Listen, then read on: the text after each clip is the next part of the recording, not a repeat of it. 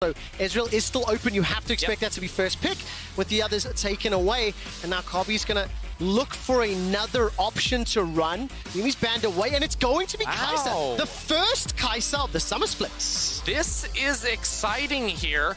Seeing Kobbe on this one too has a lot of playmaking potential on that one. We're mostly seeing the AP build these days, so the W poke very dominant, and especially when you match up against an Ezreal, being able to contest him at range is going to be quite a powerful tool. That's the Thresh I was mentioning previously for Destiny bot side with the Blitzcrank ban, so pretty solid bot lane matchups overall, but I mean, let's face it, Kaisa plus Nautilus is sort of the standard pairing when it comes to that ADC. And now we need to find out, how do these solo laners get rounded out? You suggested that one of the ways Misfits could help DanDan is with a counter pick option in the top lane. Leave him for last pick. Look for something a little bit safe in the middle lane. Oriana's banned away. We've been seeing a lot of Corki and Azir and Zoe, you know, a number of those options. Yeah, and for banning away standard mid laners, it almost feels like Misfits might want to go for just like another one, because right now you still have Corki and Azir as being open and available. So they have the choice now. Do you want to switch it up and ban a top lane champion and then wait for mid lane counter pick? Or I think if you ban another mid laner here, you're just going to take either the Corki or the Azir, or force, frankly, Origen to ban away the other option. I hope that happens and then we see something different. That would be very, very happy for me. The Oriana and the LeBlanc find themselves in the ban pool, and Misfits, let's see what they're going to ban out. A few seconds left on this phase 2 ban.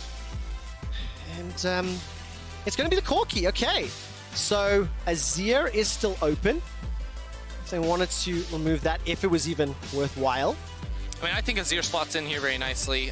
Just gives yourself really strong backline options. So if I was Origen, I would be personally eyeing that option. A potential other pick would be the Ornn up in the top side too. If you're looking for scaling options in the mid lane, DanDan could just slot onto that champion, and that sort of backs up your Nautilus as having two pretty big engage options. It's going to be Gangplank instead. So a number of the big tank options are still there if you wanted them, depending on what Misfits and Origen want to do to round out their comps. There's a lot of versatility in the champs that we've already seen on the Rift, and you can really kind of go any direction. This is going to be an Azir.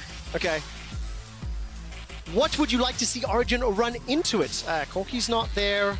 Actually, with Zoe being open, I think Zoe could be a decent option here for them. You're already running the Ezreal, so playing a little bit slower in fights. You have a good front line to set it up. Trundle Pillar makes landing skill shots super, super easy. Of course, you do have to then worry about some hard engage coming through from the Misfits side. Do it. Do it, do it, do it. Give me the Ekko. Give me the Ekko. Nope, going to pivot away. We'll find out what it's going to be in just a moment. Now, of course, neither top laner has locked in their champions, and Alphari, we feel, will have an advantage here. He's going to lock in the Renekton blind, and DanDan's going to figure out what he wants to run into that. Not going the tank top that we've... No, I mean, Alphari doesn't like the tanks anymore. No, he does not. No, he can play the tanks. He was known for like 3 years for playing tanks, but hey, there's your Ekko in the mid lane as an option in towards this Azir. This is an interesting matchup because, of course, Azir does have the range advantage, but Ekko can pretty easily clear the waves away with Q once he gets a few points, and sometimes you see the Proto Belt as an option here too to fast push the wave and then set up dives on opposite lanes. So that has got to be the idea here for Origen. Get Nukeduck out of this middle lane and set up to play around, presumably Alphari, given this matchup. Oh man, and it's going to be the Aatrox now locked in. Okay, so let's zoom out, look at the 5-mans, their compositions. What do you make of both? All right, so I think Origen, they sort of pivoted because, right, you have the Ezreal scaling, the Trundle, and now they just said, hey, Ezreal, upset, you're going to be on your own. We're looking to dive into the backline. We're looking to disrupt, you know, the Azir and the Kaisa on the other side. And Misfits, too, very good skirmishing options with the Aatrox to end the late game scaling insurance. This is a matchup where, given enough time, I think Febiven and Kobbe are going to be really hard to deal with, given the self-peel options they do have with like the Azir wall and whatnot. You have a Nautilus too to try and interrupt as well right there. But Origen, if they're able to unlock Nukeduck early on, find these dives, deny minion waves in side lanes, they're going to look very explosive towards mid game in 2 items. You have to expect it going top. You have to expect it. It's going to be Origen taking on Misfits. Let's hit the Rift.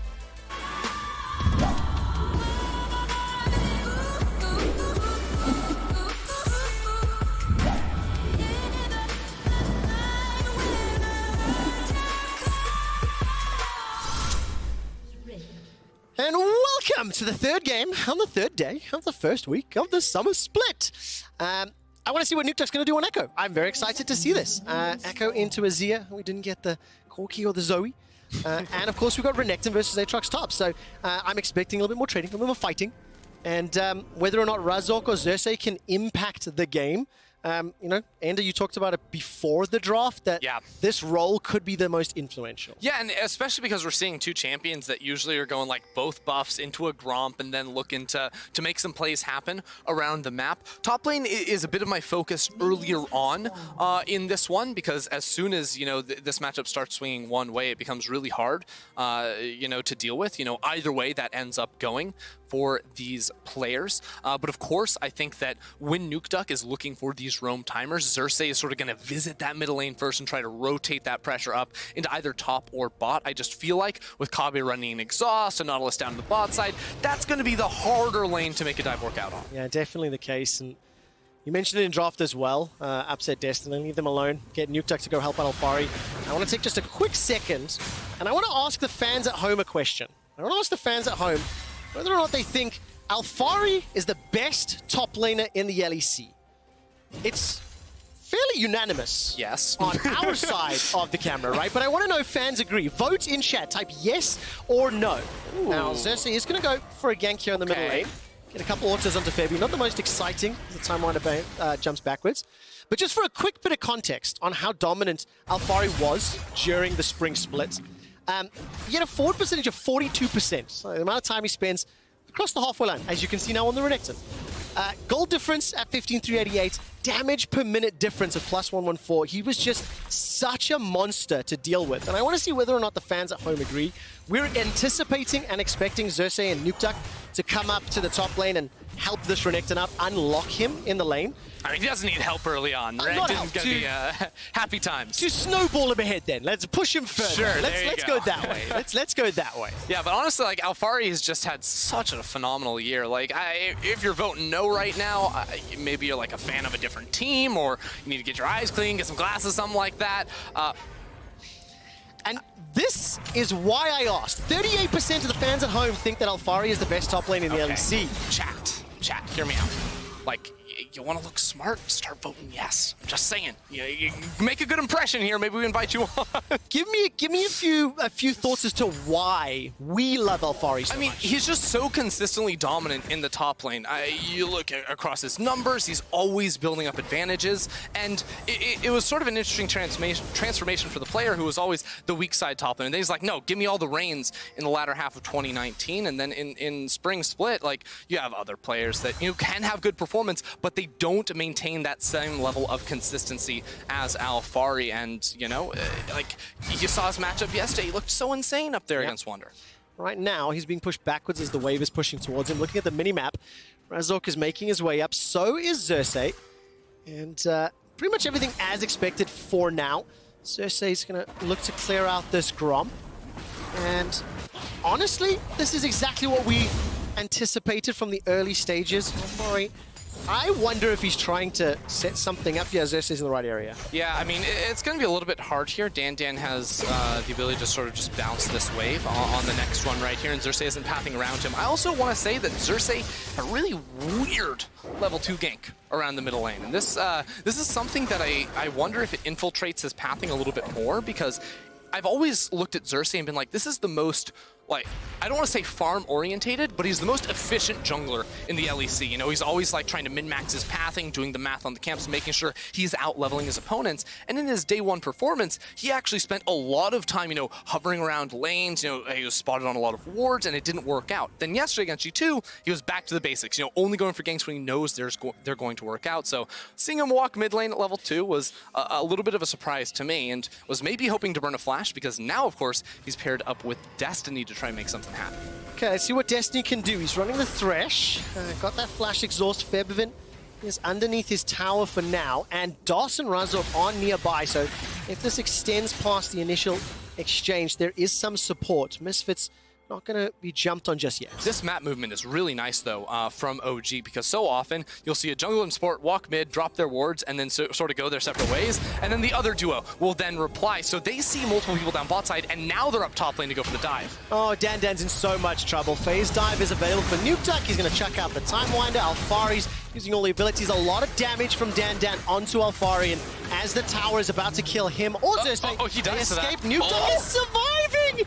He survives. Okay. DanDan almost pulling something off. That was like 12 HP right there. That was looking real rough. Now, Alphari does have teleport, so I'm going to see if he holds on to that before going top lane. Here it goes. No Dragon's Rage kick. The Lantern is going to get picked up by Upset. DanDan finishes the TP, gets the knockup onto Destiny, and the chains won't pull anybody back. 5 Misfits in the bottom lane, and support has come. Alphari's TP down as well, and Misfits are going to back away. Oh, man, this is worst news possible for DanDan. He just died underneath his top lane tower. Now he teleported towards the bot lane, and I mean, he loses that. Well, Alphari TP's bot and gets an entire wave, so the best possible case for Alphari. And if we could go check out the top lane real quick, it's important to notice that while DanDan TP's in the bot lane, look at this wave that's stacking up. Like, this is absolutely gigantic so right painful. Here. Like, he's going to lose all of that. Alphari already is up 15 minions because of the dive and the wave he picked up bot side, and now DanDan loses 3 waves consecutively. His game is over.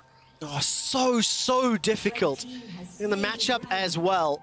Now, Misfits do pick up the first dragon, a consolation prize, because Alphari's going to be able to unlock so much from this DanDan's next like, few minutes thanks of play. for the 2 armor, guys. I'm having a blast up here. Yep, definitely the case.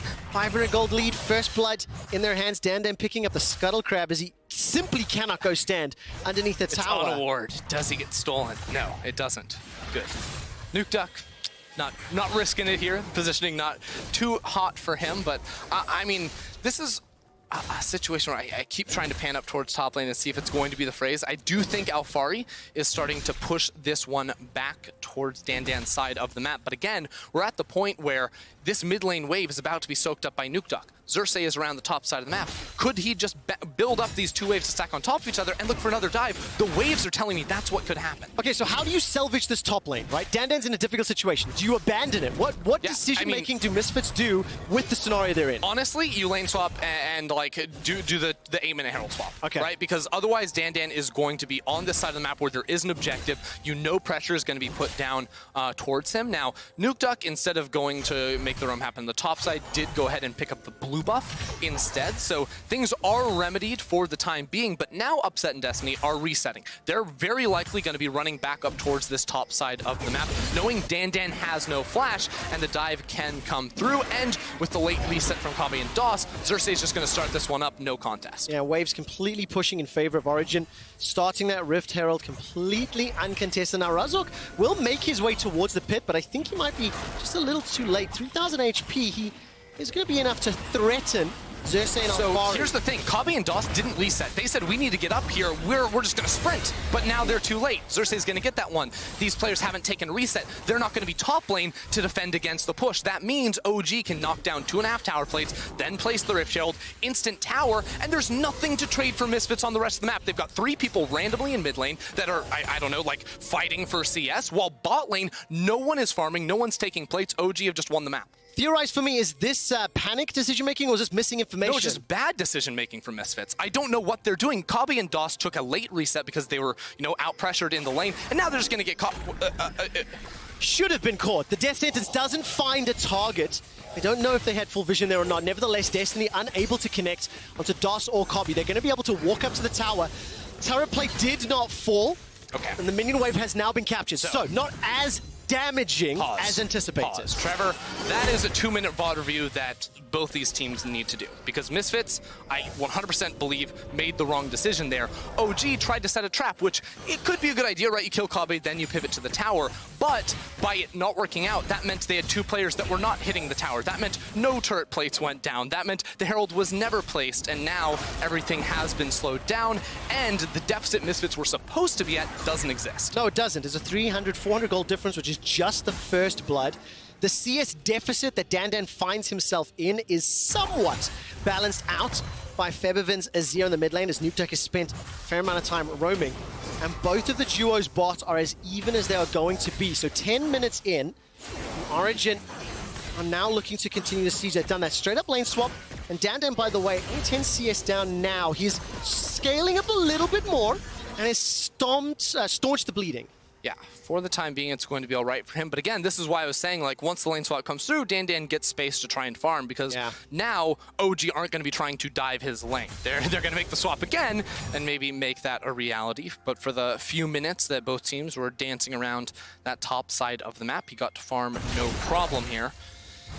And that's going to be really good news for Misfits, because again, the early game was going so dreadfully. I feel like for them, and it's just sort of been made up for. Yeah, it absolutely has, and this gives Misfits some additional options and windows here. Had Alphari been, snowballed further ahead, had the gameplay landed exactly against a target that didn't know it was coming. Additional kills. I think OG could have been further ahead, but now let's look from the Misfits' perspective, right? They are the ones that was forced to lane swap to get down into a position where he can survive. There's an Infernal Drake coming up in 30 seconds. How do you want to see them play this out, as now Kobbe and DOS are making their way to the mid lane? Yeah, so their comp isn't the easiest to play, especially because like OG's comp, like on 1 to 2 items, is very, very powerful. Still waiting on Kobbe to, sort of get that first big completed item. Your mana just going to be stacking up for the time being. So I think this is an objective that could very easily just go the way of Origen, but I have no doubt Misfits will try to contest this one. It's going to be very important to keep Nukeduck's damage off, because he has a TP. He's going to want to try and get him behind and really disrupt the backline. But Kobbe has exhaust, which is going to be pivotal for him. And the positioning is quite strange. Xerxe snuck himself into this bush in the bottom of the river. DanDan will have to run through 2 members of Origen. While that's going on, teleport now started from Nukeduck. The Dragon's going low. Dredgeline will find a target. Misfits pick up the second Dragon of the game, and they blow up Destiny before anything else happens. Now it's a full retreat. Emperor's Divide buys some time until DanDan can re-engage. Upset gets chunked down by the Captain Rain, and the Dredgeline will not find a target. DanDan gets a knock up on Xerxe, and he's running for his life. Subjugate buys some time. He will get taken out. Misfits get the kill, the TP, and the Dragon. Yeah, Misfits get everything they want right there, and it comes down to them making the snap call to burst down the Drake, and also Febiven's ult hard countering 3 melee champions who can no longer get onto them. Now, coming into this fight, OG super scattered. They're trying to find the pincer, but Destiny gets caught, and I think Nukeduck's teleport is in the wrong location. He can't get to the backline like this. He gets instantly pushed away. He needs to come from behind Azir. If Azir only has to focus one direction, it's so easy to play out within that team fight. OG becomes scattered, and Misfits wipe the floor around. Skirmish goes the way of Misfits. 2 Dragons under their belt. A kill to Razork, a kill to Kobbe. And honestly, they turned and burned Destiny the moment that Dredgeline connected.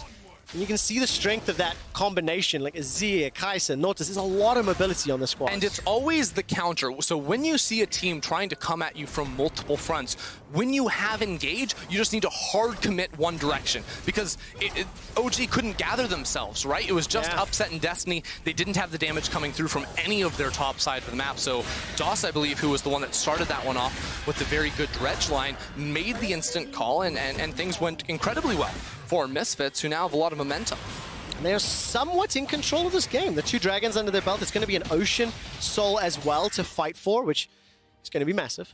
Very, very important for whoever's going to pick it up. And Misfits with an early advantage. 2 Dragons under their belt. 13.5 minutes. Plates are about to drop. No towers taken just yet. And definitely not the most amount of pressure. Did Rift Herald never get used by Xerxe? We'll check with the observers.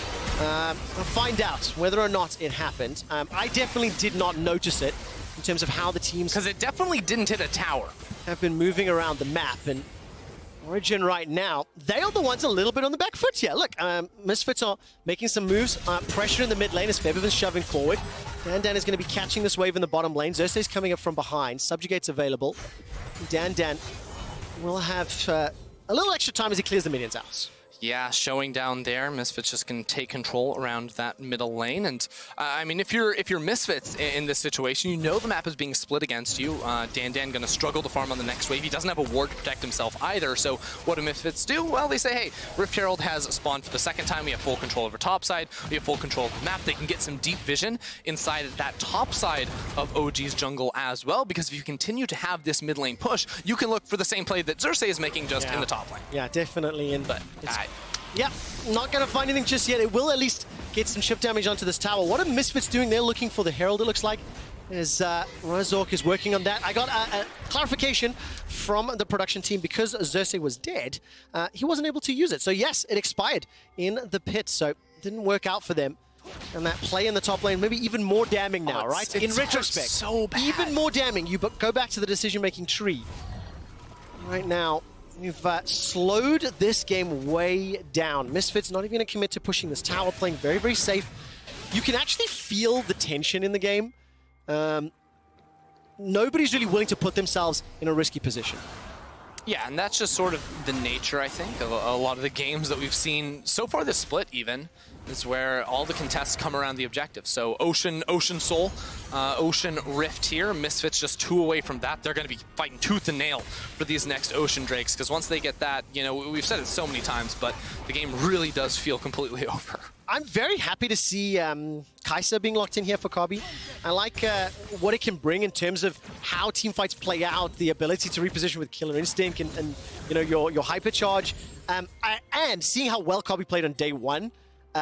It gives me some hope here for Misfits if he can find the items. Yeah, and I think that Kaisa is one of those champions that, because of her passive, she does so well at dealing with HP stackers. You know, Alphari, Xerxe going to be building HP. Nukeduck went for the Proto Belt first as well, so Kobbe going to be very good on that front. Kaisa also, because the dash, the invisibility, once you get that evolution, deals pretty well with melee champions and getting away from them. You know, if Renekton tries to dive in the backline, she just pops the invisibility, and his auto attack that would stun gets canceled, and then he's waiting around trying to find her. Then when she pops out, she has exhaust, and that is an adaptation I really like seeing here from Kobbe, because again, in these fights, sometimes he might not have his teammates around him. You know, DOS isn't always going to be able to peel for him, and in those moments, it will be Kobbe trying to escape from the inevitable Nukeduck and Alphari collapse. Yeah, it really will, and right now there is a bit of a collapse onto DanDan. He's in trouble. There is some support from Razork. DanDan escapes with his life for now. Destiny throws out the hook, but it won't find a target.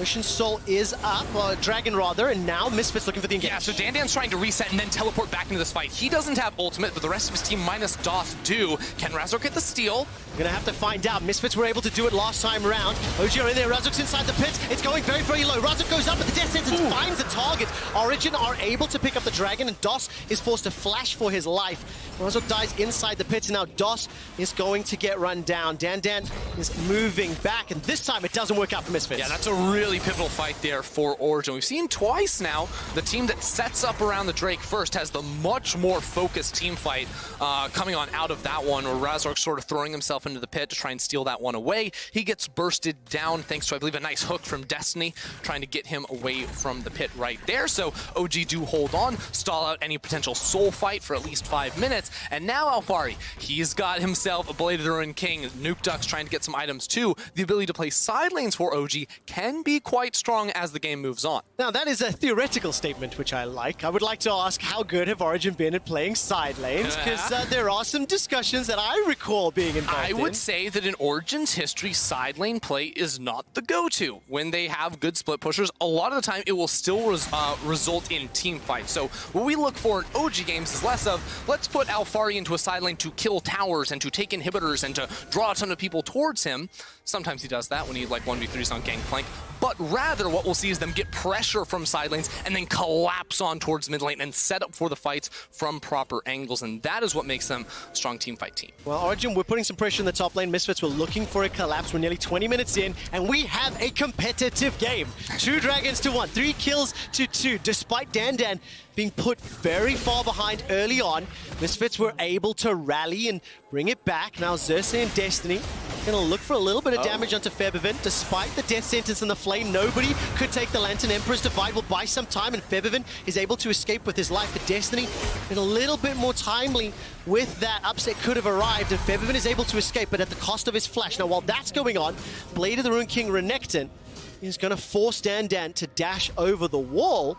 And we are entering this 20-minute phase, 1 tower down each, and this is just, like, it's just pressure and momentum in terms of the mini waves and where these people are putting Exactly, but those moves from Origen were really pivotal because the fight in mid lane lasted so long, right? Febiven thinks, oh, I can put down some poke, but of course Destiny did land a good hook, and then Upset's ultimate is ultimately the damage that forced Febi to have to flash away from Xerxe. Meanwhile, bot side, Alphari, we mentioned it with the finished Blade of the Ruined King, destroys in this matchup now. Yes. DanDan cannot take a fair fight against him, so it looks like Misfits are saying, oh, how do we respond? Let's put Febiven down into the bottom lane, send some magic damage into the Renekton, of course, because he went for the Ninja Tabis. Also, you can keep it range when Febi has ultimate. Alphari can't really go for the kill unless he commits the flash, and that's going to be a little bit extra in a side lane. What I really, really love about every single champion in this game is that the execution of these team fights is what's going to determine the success factor. Not whether or not somebody is beefy enough on the front line and unkillable.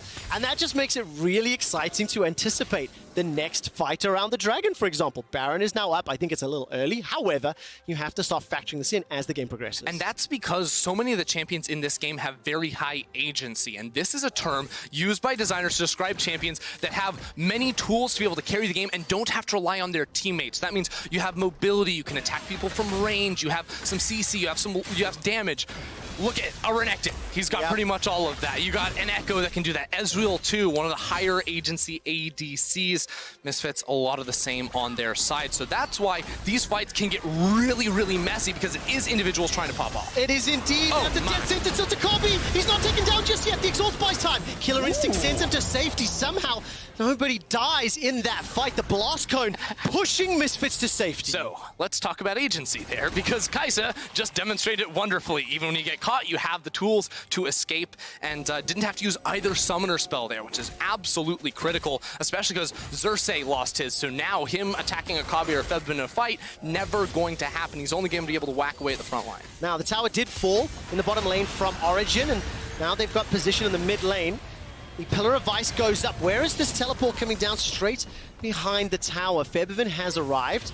2 towers secured apiece. Febiven picked himself up the Luden's Ekko, and Alphari's getting the scuttle up north. They don't want to fight to break out just yet. Yeah, so Misfits actually need to take resets with their jungle and support, because they need wards. They don't really have control wards coming in to the ocean fight that's going to take place in about 25 seconds, whereas OG don't need those same resets. They have the vision, they have their items completed. Zhonya's Hourglass, a major purchase here for Nukeduck, just got finished off. At the same time, Febi got his 2 items, so 40% CDR. The soldiers are going to be flying. Kobbe also has himself a Rage Blade here, so it's looking very good. The only thing that's missing is Trinity Force for upset. What I love, this is Dragon Fight round 3. Oh my And it starts with Razork getting chunked down. That's a lot of damage. That pillar was out. so sick, it interrupted his safeguard right there. And now he's very low. He needs to find something to hit, otherwise he's going to be 50% HP, and he's on a ward. Oh my word, Upset's going to try find and hunt him down. Doesn't work out just yet. Look at this Alphari flank coming around on towards Misfits. They have a tower they're trying to play for, but they're flip sides on the map. Yeah, they're on the wrong side, but there is an Azir Sundisk helping them out. Razork is low on HP. He's trying to heal up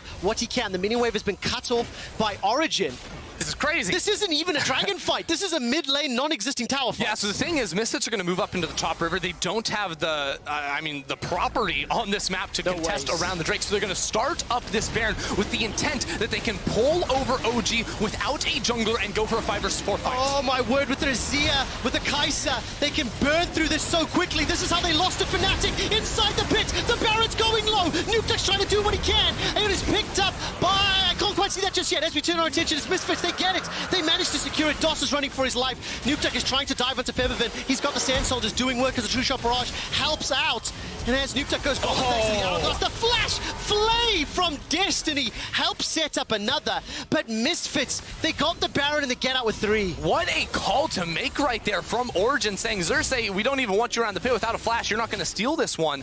And they take the team fight instead. So there's a lot to unpack in this thought process, because I think in OG's mind, they're saying a 24-minute Baron, what is that net Misfits? Frankly, it's not going to be an inhibitor. That is very unrealistic that they're able to find that one. So it's a top lane outer turret, maybe it's an inner tower, and they think if they can get the free Ocean Drake, get themselves closer to a soul, while also finding a couple of kills on the back end of that fight, that it is going to be worth. And I think that with the result that happened, it is, but that is a very difficult call to make in the moment. And also, Misfits committing to the Baron again. Think back to the Fnatic game.